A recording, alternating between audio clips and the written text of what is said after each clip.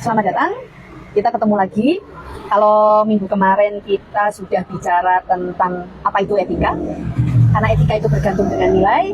Pada minggu ini kita akan berbicara tentang nilai, gitu. Nilai itu bukan ini ya, bukan seperti yang kita pahami tentang Anda kuliah dapat nilai berapa, bukan kayak gitu. Kita bicara tentang sesuatu yang dianut untuk menjalankan sesuatu. Nah, untuk bicara nilai, kita pertama bicara dulu tentang norma, gitu.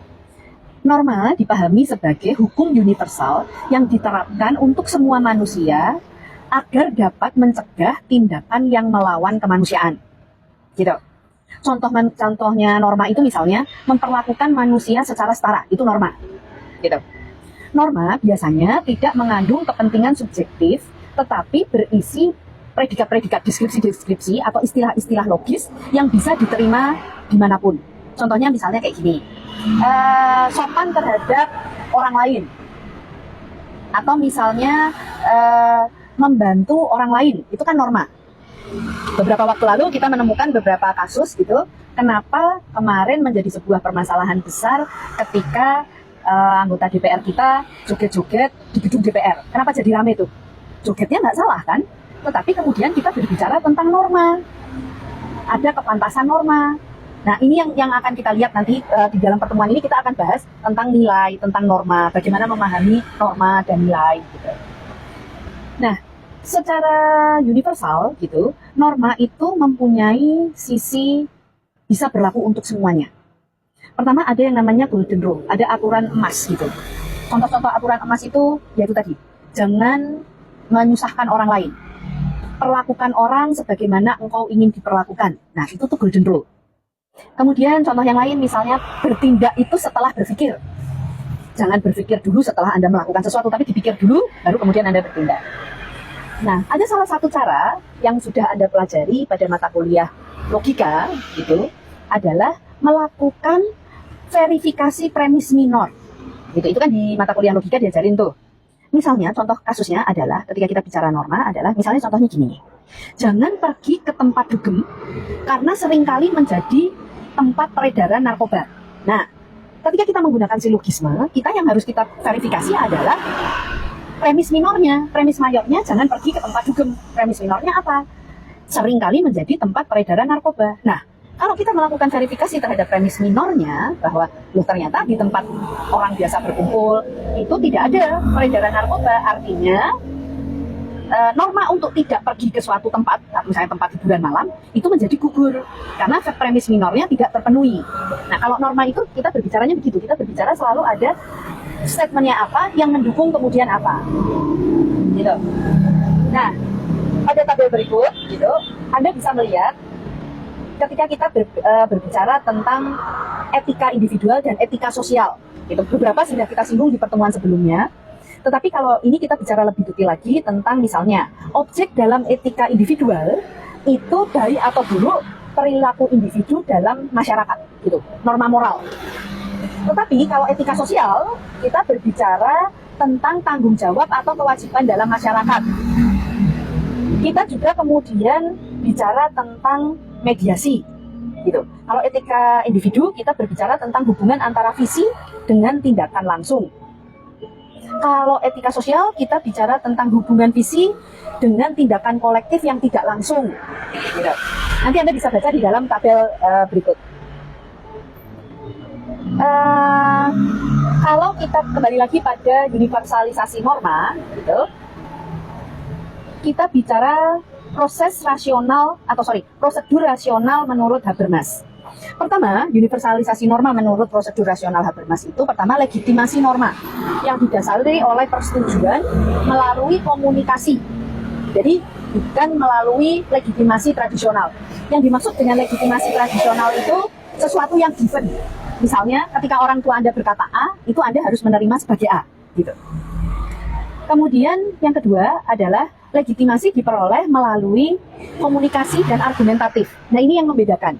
Kalau di dalam legitimasi tradisional tidak ada argumen. Ya kalau Anda disuruh untuk tidak melakukan kenakalan oleh orang tua Anda, apa ya Anda bisa berargumen? Kan tidak. Nah, ini yang membedakan. Legitimasi diperoleh melalui komunikasi dan argumentatif. Artinya sifatnya publik sehingga bisa mengarah pada konsensus. ketika Anda berargumen, kan akan kemudian mendapatkan konsensus, mendapatkan kesepakatan bersama. Gitu. Prinsipnya, tidak ada norma atau nilai yang tidak dapat didebatkan. Menurut Habermas, ini adalah prosedur rasionalitas. Tidak ada norma atau nilai yang tidak dapat didebatkan, artinya segala sesuatu itu bisa didiskusikan selama dasarnya adalah berargumen. Sedikit menerangkan bahwa argumen itu berasal dari kata argumentum yang artinya bukti. Jadi kalau berargumen itu artinya Anda harus siap dengan bukti-bukti atau alasan untuk mendasari sebuah pernyataan gitu. Kalau Anda tidak punya dasar atau Anda tidak punya bukti, itu namanya bukan argumen. Makanya muncul istilah debat kusir karena nggak ada argumennya, tidak ada buktinya. Nah, apa yang harus kita lakukan ketika kita mau menguniversalisasi sebuah norma? Pertama, untuk menghindari rekayasa, yang harus Anda lakukan adalah kesetaraan dan kebebasan di dalam ruang publik. Anda tidak akan bisa berargumen kalau orang-orang yang terlibat di dalam argumen itu tidak setara dan kebebasannya tidak dijamin. Ayo kita coba, misalnya di dalam kelas nih, kalau Anda ditanya nih ya, misalnya, apakah gitu, Bu Popi itu cantik? Jawaban Anda mau apa? Tolong diperhatikan bahwa Anda masih harus lulus mata kuliah saya ya. Jadi kan, itu kan namanya Anda tidak setara, Anda tidak bebas. Karena saya memegang kunci kepada nilai Anda. Nah, itu pertama. Kedua, partisipasi sebanyak mungkin peserta yang memiliki kepentingan langsung. Gitu. Kalau kita mau bicara tentang norma, kita harus melibatkan semua orang yang mempunyai kepentingan langsung.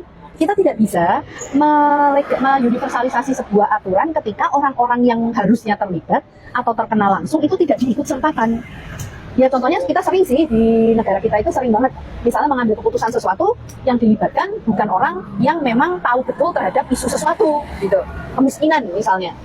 Ya bagaimana orang-orang yang sudah lahir besar tidak pernah merasakan atau tidak pernah tahu bagaimana caranya mendapatkan makanan esok hari gitu, tiba-tiba harus merumuskan norma nilai tentang pengentasan kemiskinan gitu. Kemudian yang namanya debat itu tidak bisa dibatasi. Gitu. Tidak boleh ada otoritas yang menghentikan karena kepentingan otoritas tersebut. Yang paling penting adalah semua argumen itu bisa direvisi. Apa yang kita percaya pada hari ini bisa jadi besok sudah berubah. Nah, kalau kita berbicara tentang menguniversalisasikan sebuah norma, gitu, apakah kita bisa percaya pada norma tersebut? Kita juga harus percaya bahwa apa yang kita kesepakati hari ini itu bisa dipertanyakan jika muncul dasar untuk argumen baru. Gitu. Oleh karena itu, kita harus menyadari bahwa yang namanya dasar dari sebuah argumen adalah semua subjek moral itu memiliki kebebasan. Kebebasan itu sesuatu yang menarik gitu, karena kita akan bicara lebih detail pada pertemuan kita berikutnya. Anda bisa melihat pada contoh berikut ini tentang 3 dimensi kebebasan. Gitu. Kebebasan adalah salah satu syarat orang untuk bisa dimintai pertanggungjawaban moral dari sebuah tindakan, pilihan, dan keputusan. Ini yang kita sebut mengikuti nilai tertentu, artinya orang itu harus punya kebebasan dulu. Nah, 3 elemen kebebasan itu pertama adalah liberum arbitrium, artinya dia punya kehendak bebas, free will. Gitu. Kebebasan sebagai kemampuan untuk mampu mengambil keputusan. Kedua, ada yang namanya democratic liberties, artinya kebebasan secara sosial politik. Gitu.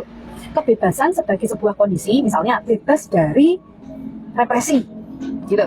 Kalau Anda, ya kayak Anda tadi pertanyaannya, gitu. Kalau ada saya di situ sebagai bentuk otoritas, ya Anda tidak bisa dikatakan sebagai orang bebas. Kemudian bentuk ketiga dari dimensi kebebasan adalah kesempurnaan eksistensi. Kebebasan sebagai tujuan. Kebebasan untuk, misalnya, kebebasan untuk menentukan tujuan hidup. Gitu. Itu kebebasan untuk menentukan apa yang ingin Anda lakukan. Nah, itu kesempurnaan eksistensi. Pembahasan kita pada hari ini sampai di sini dulu. Minggu depan kita akan bicara tentang kebebasan dan tanggung jawab. Agak-agak penting ini untuk Anda-Anda.